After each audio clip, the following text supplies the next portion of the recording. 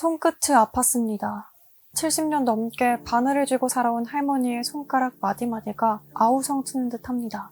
관절염이라고 의사는 말했지만 그녀에게는 그저 세월의 무게일 뿐인 듯합니다.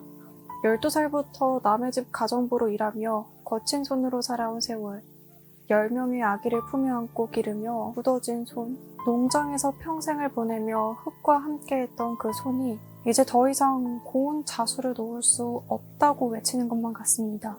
아이들은 모두 자랐고 남편은 먼저 세상을 떠났습니다. 78세의 늙은 몸으로 무엇을 할 수 있을까요? 조용한 농장에서 홀로 남은 그녀에게 남은 건 텅 빈 시간들 뿐이었습니다. 그러던 어느 날 그녀는 아들의 오래된 페인트 상자를 발견했습니다. 먼지가 눈처럼 뽀얗게 앉은 붓들이 그녀를 보고 있는 듯 했습니다. 그림이라 평생 한 번도 그려본 적 없는 그림. 하지만 바늘로 하는 자수보다는 손이 덜 아플 것 같았습니다. 첫 번째 그림은 서툴렀습니다. 붓을 쥐는 법도 물감을 섞는 법도 제대로 몰랐죠. 하지만 이상했습니다.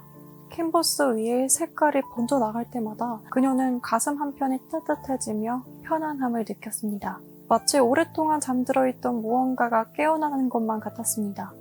그녀가 그린 것은 자신이 평생 보아온 풍경들이었습니다.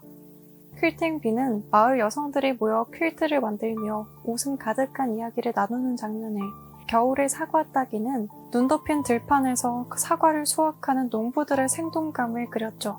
그녀의 작품은 화려한 기법이나 복잡한 이론이 없었습니다. 대신 어린 시절의 추억과 시골 공동체의 따뜻함이 가득했습니다. 색은 선명했고 구도는 단순했으며 모든 장면은 생명력이 넘쳤죠. 그녀의 그림 안에는 70년 넘게 이 땅에서 살아온 사람만이 담을 수 있는 진실한 온기로 채워져 있었습니다. 세상 모든 이들이 숨가쁘게 앞만 보고 달려갈 때 그녀는 천천히, 아주 천천히 자신의 속도로 걸었습니다. 그녀의 이름은 애나 메리 로버트슨 모지스. 우리는 그녀를 모지스 할머니라고 부릅니다. 삶의 깊은 주름만큼이나 많은 사연을 품고 있던 그녀는 70대 후반, 우리가 흔히 인생의 황혼기라 부르는 그 시간에 비로소 자신의 진정한 봄날을 맞이했습니다. 똑똑할 교양? 그녀의 그림이 세상에 알려진 것은 미술 수집가 루이스 칼더 때문이었습니다. 모지스 할머니는 여느 날처럼 자신의 그림 몇 점을 마을 약국 창문에 걸어두었죠. 그냥 사람들이 보라고. 할머니에게는 아무런 목적도 기대도 필요하지 않았습니다. 그러던 1938년 가을, 뉴욕에서 루이스가 그 작은 시골 마을을 지나게 되었습니다. 그때 약국 창문에 걸려있던 할머니의 그림들이 그의 발걸음을 멈춰 세웠습니다. 거기에는 그가 뉴욕의 어떤 갤러리에서도 본 적 없는 순수함이 있었습니다. 계산되지 않은 진실함, 꾸밈 없는 아름다움, 그는 모지스 할머니의 소박한 그림에 완전히 매료되었습니다. 이 그림들을 그린 분을 만날 수 있을까요? 칼더는 이 그림을 그린 사람을 찾았고 작은 체구의 할머니를 만나게 됩니다. 검은 드레스를 입고 앞치마를 두른 어디에서나 볼 수 있는 평범한 시골 할머니였죠. 그림을 배우신 적이 있으신가요? 아니요, 그냥 손이 아파서 자수 대신 그리게 되었어요. 그 순간 칼더는 깨달았습니다. 이것이 바로 예술의 본질이라는 것을. 기교나 기법이 아닌 삶 자체에서 우러나오는 진정성이 바로 예술의 힘이라는 것을. 그는 이렇게 그녀의 그림을 모두 사들였고 뉴욕의 오토 칼리르 갤러리에서 전시를 열었습니다.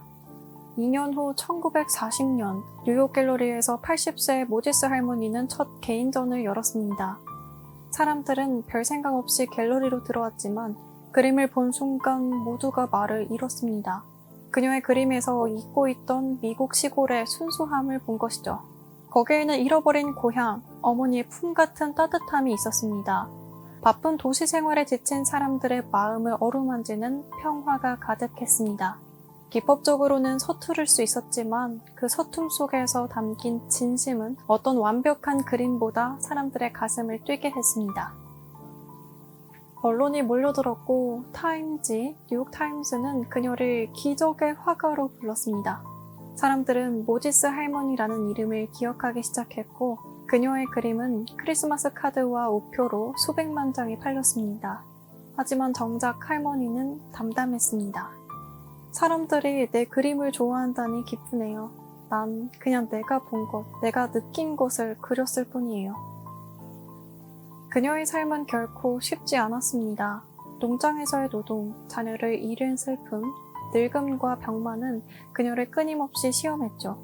하지만 그녀는 매 순간을 받아들였습니다. 88세의 라이프지는 그녀를 올해의 젊은 여성으로 선정했고 93세에는 타임지 표지 모델로 등장했습니다. 또한 92세에 출간한 자서전 내 삶의 역사에서 그녀는 이렇게 썼습니다. 인생은 내가 무엇을 하느냐에 달려있어요. 나이는 숫자일 뿐이죠. 모지스 할머니의 이야기는 눈물을 자아냅니다. 76세 관절염으로 손이 굳어갈 때 그녀는 포기하지 않았습니다. 그녀는 새로운 시작을 두려워하지 않았고 자신의 삶을 캔버스 위에 솔직히 풀어냈죠.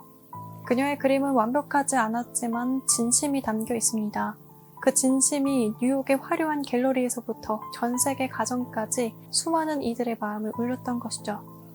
그 후 20여 년간 모지스 할머니는 1600여 점의 작품을 남겼습니다. 세상을 떠나기 전까지 그녀는 붓을 놓지 않았죠. 마지막 해에도 25점의 그림을 그렸고 그중 무지개는 그녀의 낙관적인 영혼을 보여줍니다. 캔버스 위에 펼쳐진 색색의 무지개는 그녀가 세상에 남긴 마지막 메시지였습니다. 삶은 아름다워요. 당신이 어떻게 보느냐에 따라 달라지죠. 2021년 12월 101세의 모지스 할머니가 조용히 눈을 감았습니다. 하지만 그녀가 남긴 메시지는 영원히 사람들의 가슴에 남아 있습니다. 혹시 무언가를 시작하기엔 너무 늦었다고 느끼고 있나요? 이미 많은 것을 지나쳐왔다고 생각하나요? 그렇다면 부디 모지스 할머니의 그림 앞에 조용히 앉아보세요. 그녀의 눈 내리는 풍경 속 아이들이 눈싸움을 하고 있고 한켠에서는 할머니가 나무 벤치에 앉아 붓을 들고 있습니다. 그리고 당신에게 이렇게 말할 거예요. 늦었다는 건 없단다. 지금 시작해도 충분히 아름다운 봄이 될 수 있어.